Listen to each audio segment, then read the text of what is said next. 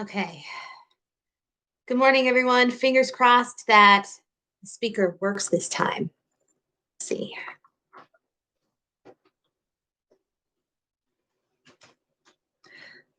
Okay. I'm not sure who just joined, but can you hear me? Okay. I have two of you. Can you guys hear me? Thank God. Okay. Cool. All right. Sorry about that. Man, I bought my fiance a fancy new gamer desk, and I got her these headphones and stuff. So I just thought I'd try them out. But uh, yeah, I'm not as tech savvy as you guys, I guess. Like, I'm pretty tech savvy, but not like that. But anywho, um, I wanted to first kind of talk about 9/11 with you guys because obviously you guys weren't born yet when it happened, and you have no recollection of that event. But I remember I was in seventh grade when that happened, and it was just awful. Like it was um it was like 6:30 in the morning, and I was getting ready for school, and I came out to the living room, and on the TV, oh, sorry, on the TV, there was this image, this horrific image of this building on fire, the World Trade Center, just billowing smoke everywhere. And it was horrible. I remember asking my mom, "What movie are you watching?" And she said, "Tiff, that's not a movie. Like, that's really happening." I'm like, "Where?" She's like, "New York. That's the World Trade Center." And I, being a stupid kid, I was like, "Is that the building from Home Alone? Home Alone 2 when he gets lost in New York?" And she's like, "Yeah, that's the building."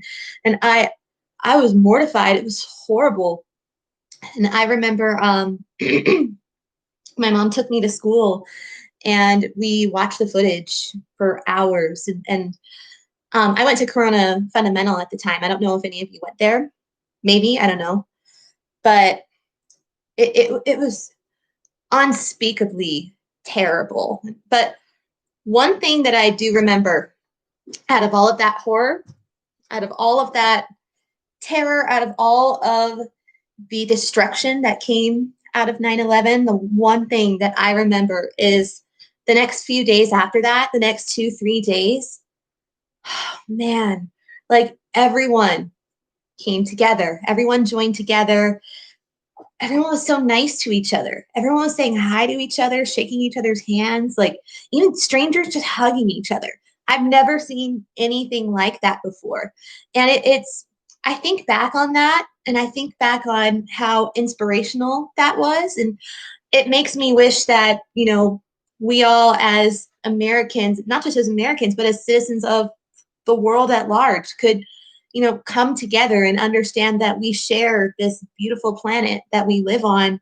And I wish that we could all right now come together and live in peace and harmony. So that's my wish, that we can have a replication of that post 9/11 patriotism and love for each other. That's my wish. But I just wanted to say a few words about 9/11 and how important that event is to 20th century history, 21st century history, I'm sorry. And we can't forget about it. Even those of you who weren't alive yet, we can't ever forget. And we have to remember that in times of crisis and in times of turmoil, the only thing that can heal us is love and standing united. Right? So enough about that. Joseph asked a question. He said, "What is the topic? What topic is the SAQ test based on? Also, what kind of SAQ is the test?"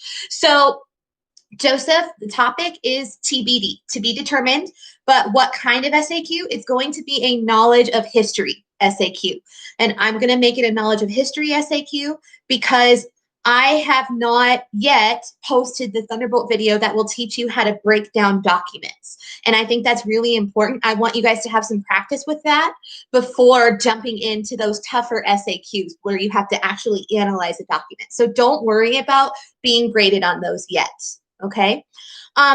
Actually, I want to piggyback off your question, Joseph, because I have some new course policies that I want to introduce to you guys. And I really think, I'm hoping that a lot of you are going to breathe a major sigh of relief, because I think it's really going to help. So I recalibrated the grade book a little bit, because I felt like the grade book had far too much emphasis on edgenuity. So I'm cutting it down. Edgenuity will now be worth 30% of your overall grade instead of 50. Now you might be asking yourself, well, where's that other 20% going to go? Well, practice SAQs, practice LEQs, practice DBQs, multiple choice quizzes, those are all still going to be worth 5% each. But I upped the worth of SAQ tests, LEQ tests, and DBQ tests. SAQ tests are now worth 10% instead of 5%. Same for LEQ tests. DBQ tests, I up to 15% of your grade. Now you might be asking why. It's because the DBQ on the AP exam is actually worth 25% of your overall AP exam score. So I thought it would be prudent to make DBQ tests that I assign worth the most out of any of those categories that I just mentioned, aside from edgenuity, of course. And then the final will still be worth 10%, and then participation will be worth 5% still. I was going to take participation out and add it to DBQs, but I figured I want to give you guys a little bit of a cushion just in case, things get a little rough and you need a little help with your grade. So I'm going to keep that the way it is. Notes. Edgenuity notes, Thunderbolt notes, reading notes. I am no longer collecting them. Not doing it. And there's a reason why. There's a few reasons why. I really feel that it's part of my job to teach you guys accountability, right? And to teach you that, it's your own responsibility, that if you want to do well on the test that I post to Google Classroom, you want to take notes. But I'm not going to collect them anymore, mainly because of the fact that it's too much. It's not that it's too much work. It's too much to turn in. It's too many files that crowd your computer, that crowd my computer. It's too much being on your phone and scanning this and that. Bottom line, if you want to succeed and you want to get a 5 on that test, then you're going to take notes. But, if that's not your priority, and if it's not like your main goal to pass the AP exam, and you don't want to take as good a notes as you can, then I'm not going to penalize your grade for that. I'm not going to be punitive, because college professors don't collect notes. And this is a college class. It's a college level course. And when you get to the college level, like your homework every night for a history class, your homework is just going to be to read from your textbook, which I'm going to call about textbooks again. They're still not in. But anyway, college professors assign pages from the textbook. You read them, you take notes on your own. They don't collect them. It's just an accountability thing to help you prepare for your midterms, for lectures, for papers, your final. Your notes are everything when you get to the college level. But again, professors don't collect them. So I'm no longer going to count notes as part of your grade. But I really think that's going to kind of encourage you guys to kind of take ownership of what you're learning. That's my goal here. I want to go back to edgenuity for a minute.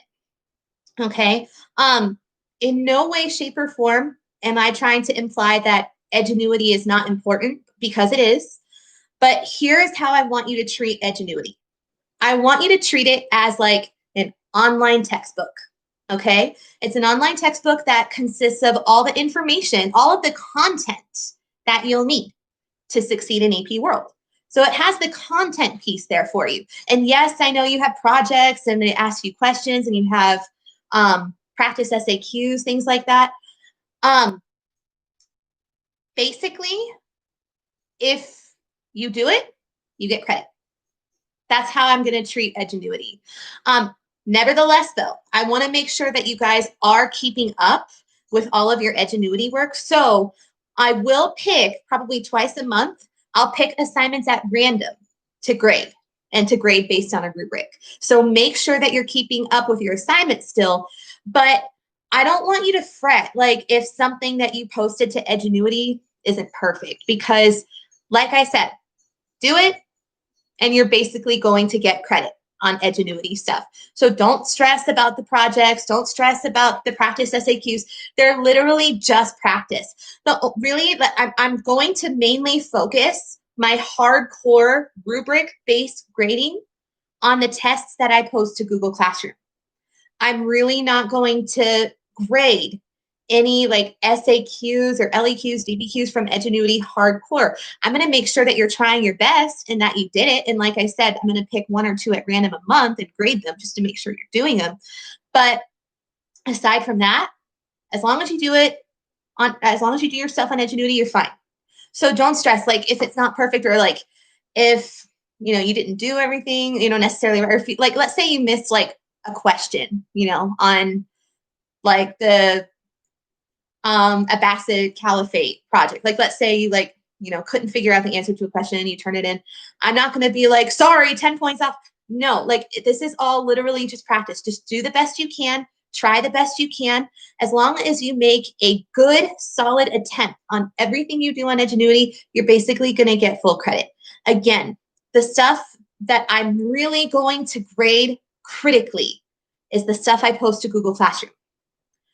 I really hope that all makes sense. Can you guys, if you guys have any questions about anything I just said, can you throw it in the live chat, please? That would be coolness. Let's see. Wow, no questions on the new course policies?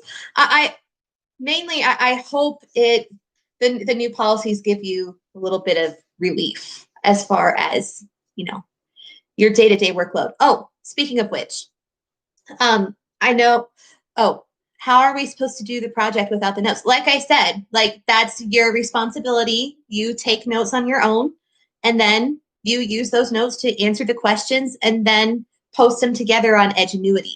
But when I say I'm not collecting notes, I'm talking about your weekly Edgenuity notes, your Thunderbolt notes, your reading notes from the textbook pages that I post from time to time. I'm not collecting any of that.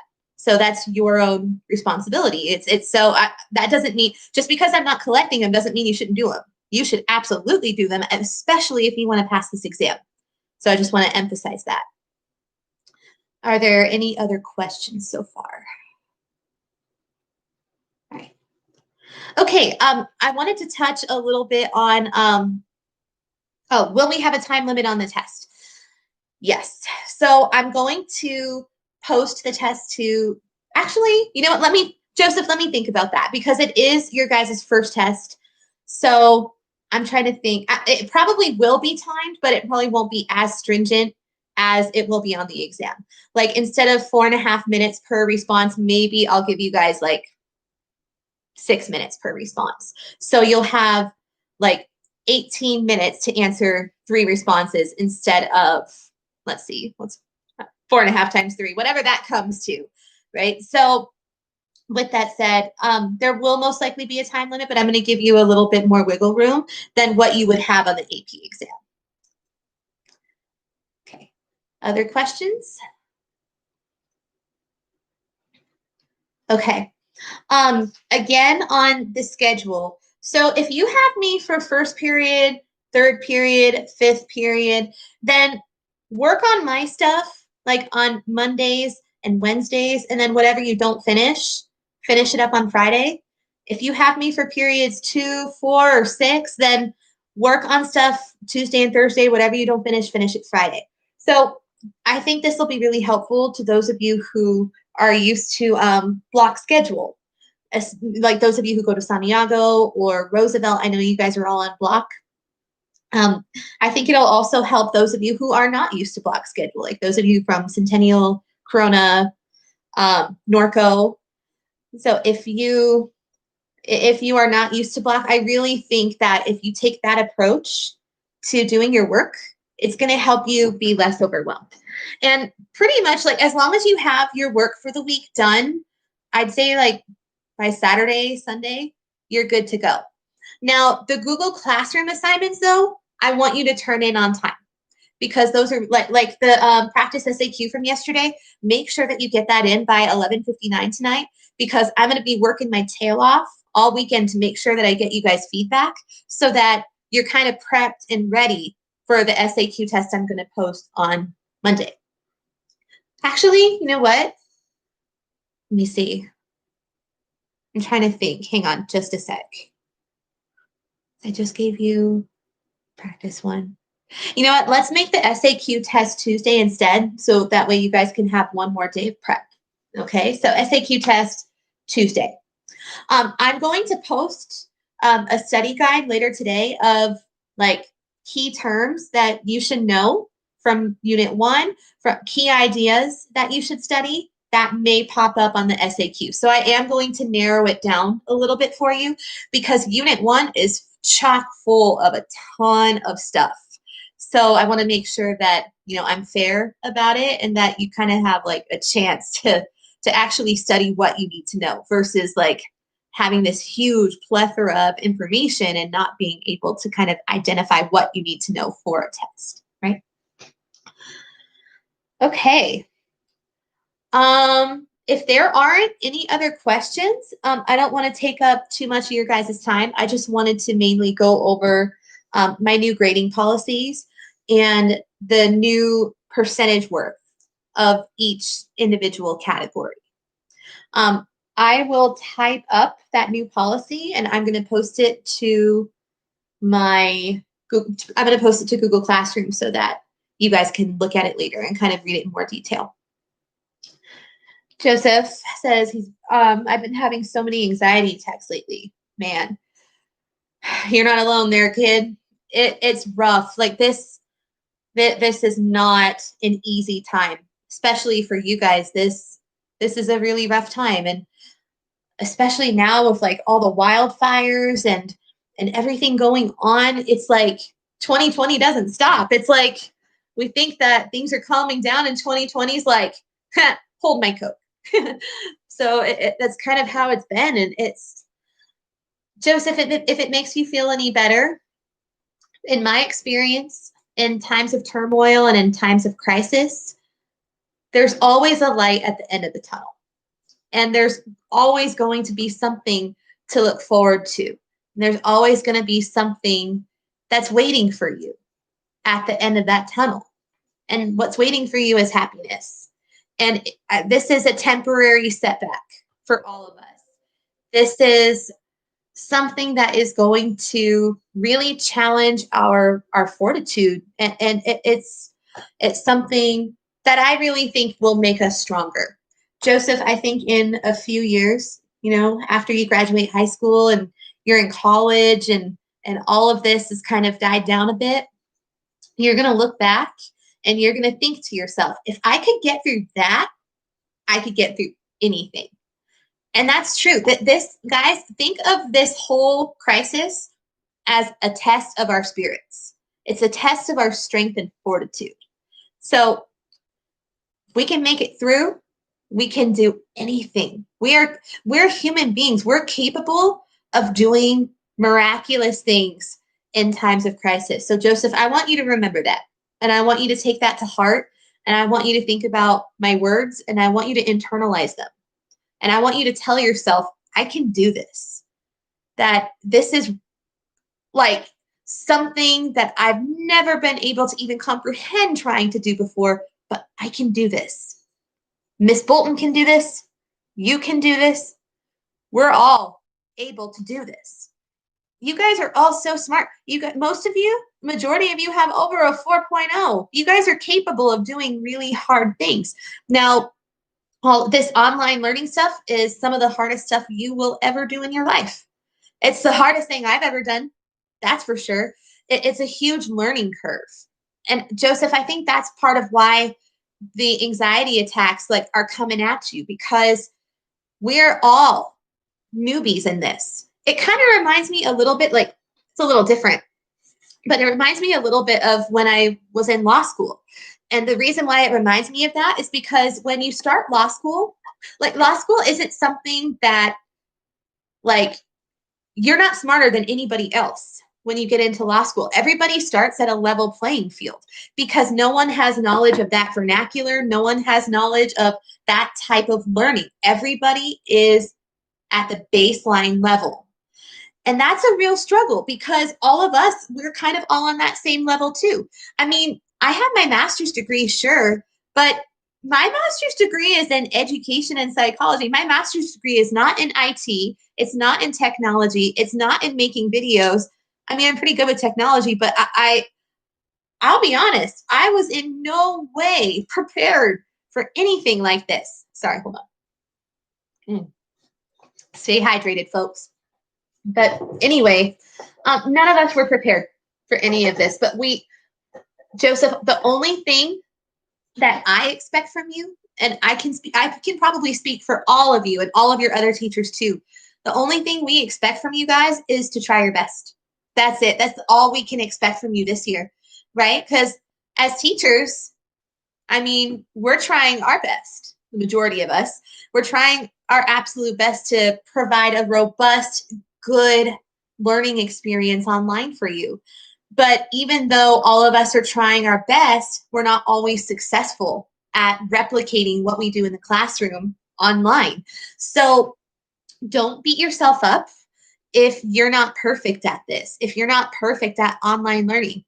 Guys, honestly, like Edgenuity gives me a lot of anxiety too. And the reason it gives me anxiety is because it takes away my control over instructing you, over teaching you. And that's part of why I actually recalibrated my grade book, because I feel like by lessening the worth of Edgenuity, it's still part of a good chunk of your grade, but by lessening it a bit and by focusing more emphasis on the stuff I'm going to post, that gives me a little bit of my control back. So what you all need to do is you all need to figure out a way to take back control of your lives. Now, it doesn't mean that things are going to go back to normal, but you have to be able to figure out a way to kind of regain some normalcy from before. And by recalibrating my grade book, that's how I accomplished that. I want to talk about grades for a second, okay? Remember, AP World is hard. Remember, this is your first AP class. It is college level. And for some of you, it might be your first B. It might even be your first C. But, excuse me, but that's not to say that you aren't brilliant. That's not to say that you aren't a great student. It means that you are being challenged. And when colleges look at your applications, when colleges look at your transcripts and your GPA, like let's say, Joseph, let's take you for example. Let's say you get a B in AP World, both semesters, whatever. Like, let's say that's worst case scenario, okay? Let's say that happens. So another kid gets an A in regular world history. Both of you apply to the same school. When the colleges look at both of your transcripts, the colleges are going to look at yours, Joseph, and they're going to look at your B in AP World, and they're going to think, man, at 15 years old, that kid took AP World and he got a B. He's a smart kid. He did very well. Great job. He is college ready. So a B in AP World means more than an A in regular world history. I hope that makes sense. And also, I'm sure all of you are already aware of the GPA boost. Like if you get a B, worst case, in AP World, it still counts as an A in your overall GPA. So don't worry so much about getting all those A's. Right now, what you guys really should be worried about is taking care of your mental health and taking care of your physical health and trying to balance that with doing the best you can with this online system. But most importantly, and I'm going to end with this because I don't want to take up too much of your guys' time today, I want to end by saying, give yourself some grace. Okay? Give yourself grace because there are going to be so many people in this world. I'm going to try not to be one of them, but there are going to be so many people in this world who are so hard on you and who are critical of you and who critique everything you do and overanalyze everything you do. Don't do that to yourself. You have to be your own champion. You have to take care of you. Communicate with the people around you if you need something. Message me if you need something. Just make sure you're taking care of yourselves while trying your best to do well in this online environment. Okay. Again, I will post my new policy to Google Classroom and we will be good to go. You guys are the best. And I love you all. I know that sounds strange because I technically haven't met any of you in person, but I want you guys all to know that I feel so much love in my heart for each and every one of you. Like my heart bursts with love for you guys. And I only wish the best for you. And you guys are awesome. You guys have a great rest of your day. Okay? Mwah! See you guys later. Bye. I appreciate you too. Bye, guys.